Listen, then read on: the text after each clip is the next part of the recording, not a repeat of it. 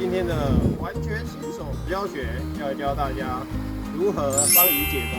现在中了一条鱼，它嘴外面有个偏头钩、单钩，我们可以看一下钩子的方向，它是一个 U 字形往上这样。